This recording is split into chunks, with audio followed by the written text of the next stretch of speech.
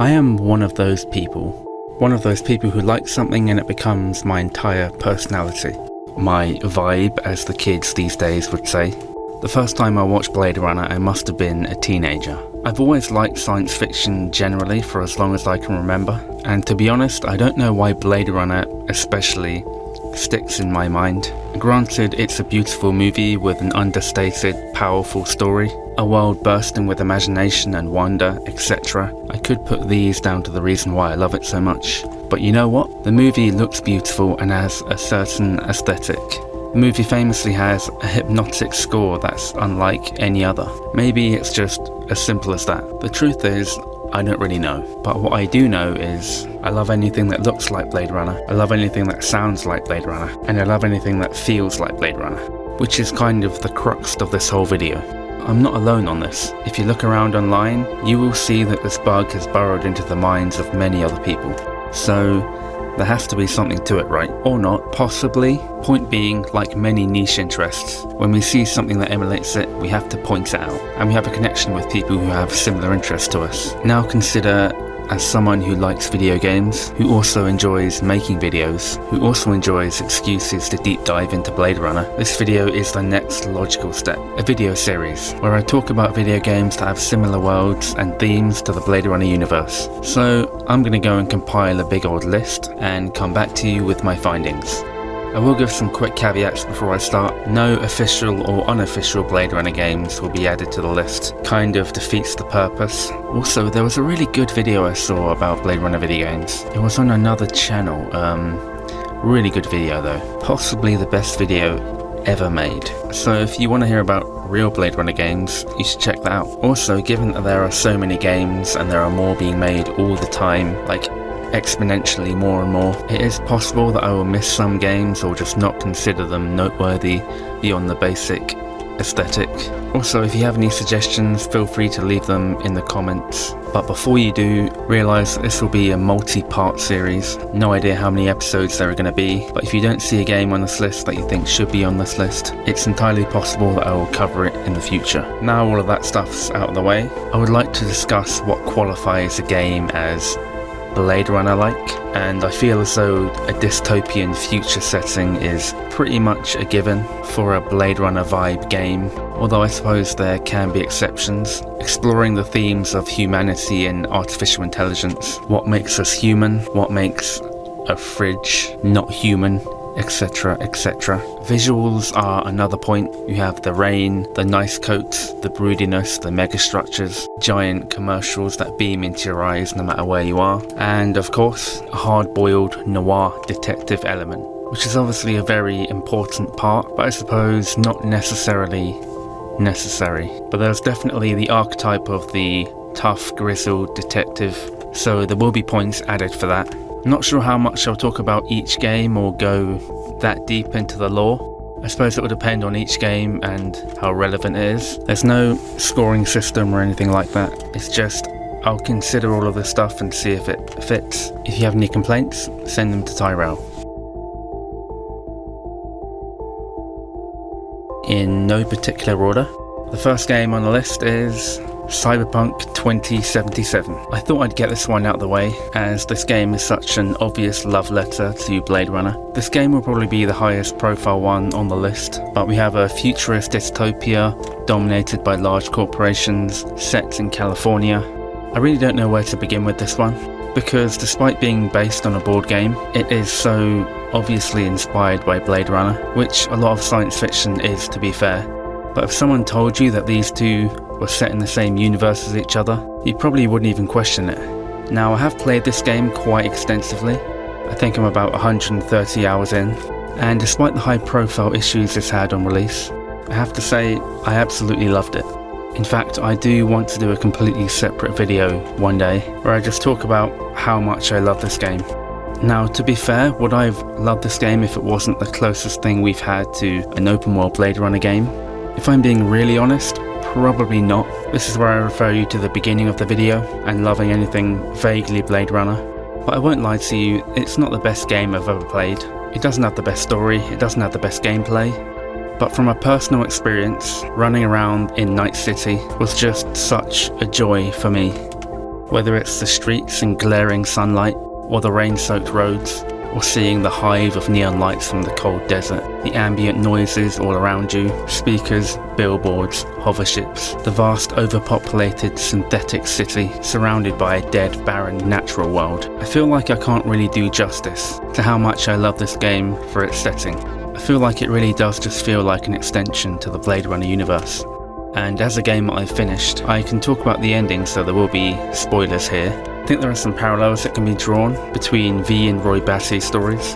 They're both very aware of their approaching death, and they raise hell trying to prevent it. Like I said, not the best game ever, but it did definitely make me feel things. Quite strong things, actually. It affected me in a way emotionally that I didn't really expect it to. And regardless of whether you think the game was great, mediocre, or terrible, I can only really judge it on those things subjectively.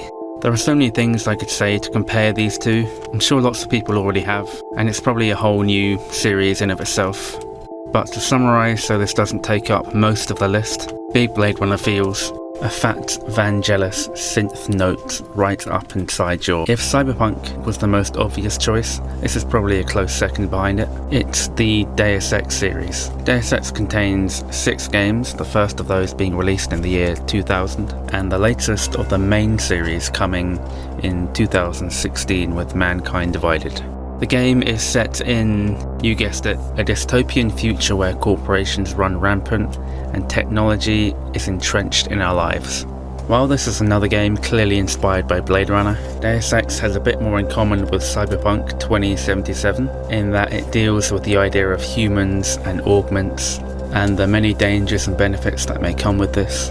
Playing as JC Denton in the first game, and in later games in Human Revolution and Mankind Divided, you take control of Adam Jensen, who is probably the most perfect example of a cyberpunk archetype there is.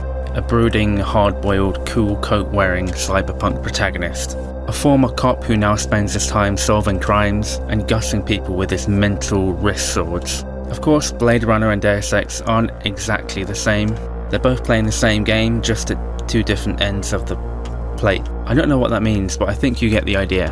Whereas Blade Runner deals with unchecked technological advancements in the form of creating living sentient beings and all of the ethics relating to that, Deus Ex's transhumanism examines at what point humans stop being human and become something else entirely. The whole question of, should we, just because we can? I have played a few of the Deus Ex games and I do love the world that they convey. The dystopian nature of it is similar to that of Blade Runner, but it's unique enough to have its own identity and look. I would certainly recommend Human Revolution as it's the one I've played most, and it should definitely hit the spot if you're looking for that Blade Runner hit.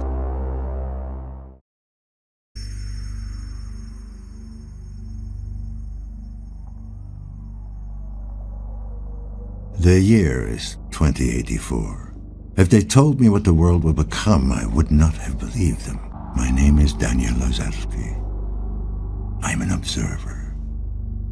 We have a curious and intriguing indie game by the name of Observer. This game sees you take first-person control of an old grizzled detective.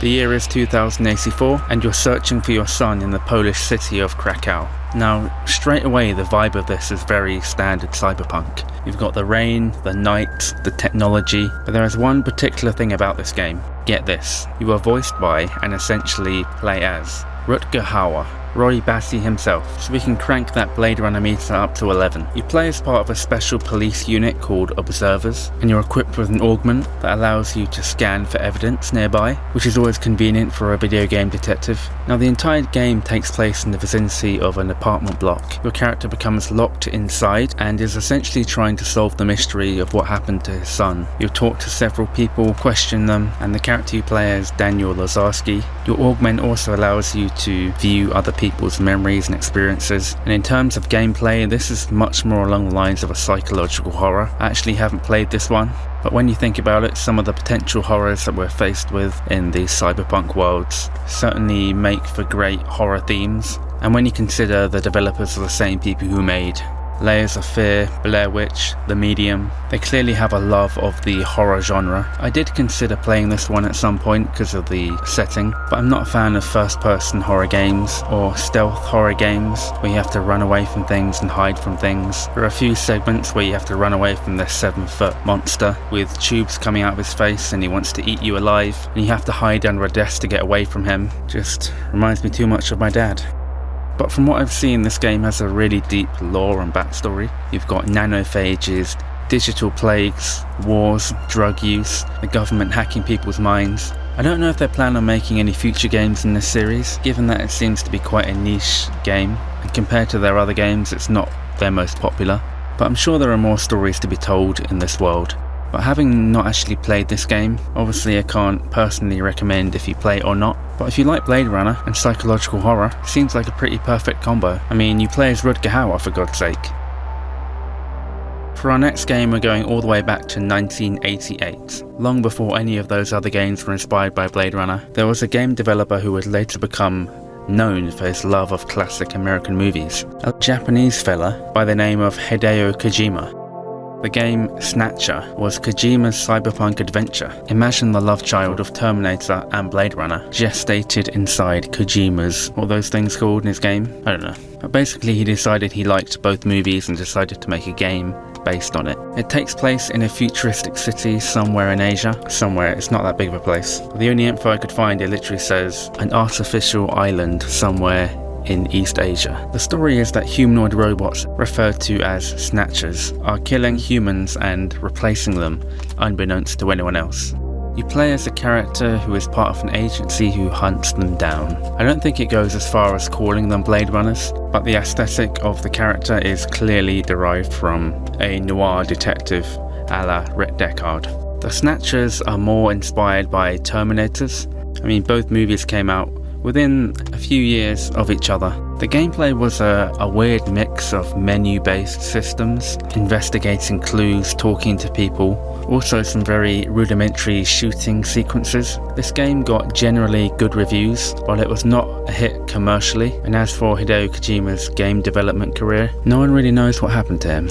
But seriously, aside from being a clear, direct inspiration from the movie, this game genuinely seems like it was ahead of its time.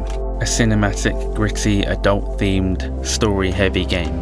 I haven't played this one, it came out before I was born, and I can imagine it being a real pain in the arse to get a hold of. But if you're a die-hard Kojima fan, I'm sure it's worth giving it a go for the sake of history, because this seems like an interesting game that's been kind of forgotten about in the annals of time. I said annals, not anals.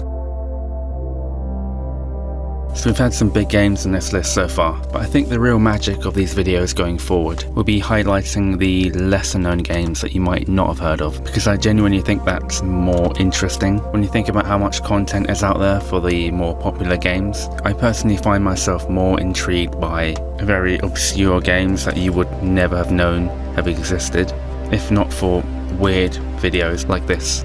So having considered all of that, we're going to round this video up with an indie game I found in the cyberpunk genre. A game by the name of Gemini Rue, which I hope I'm saying correctly. Released in 2011, presented in a retro pixel art style, you control two characters in the game. Initially as Azrael Odin, a very cool cyberpunk name, who is a law enforcer searching for his brother. Set in the 23rd century, you start on the rainy, crime-ridden planet called Baracus. This does invoke the point-and-click Blade Runner game of 1997. It definitely has that feeling, just in the way it's presented. And this game, as well as the previous game, are good examples that I never even knew existed until I started researching for this video. So that's the added bonus of making these.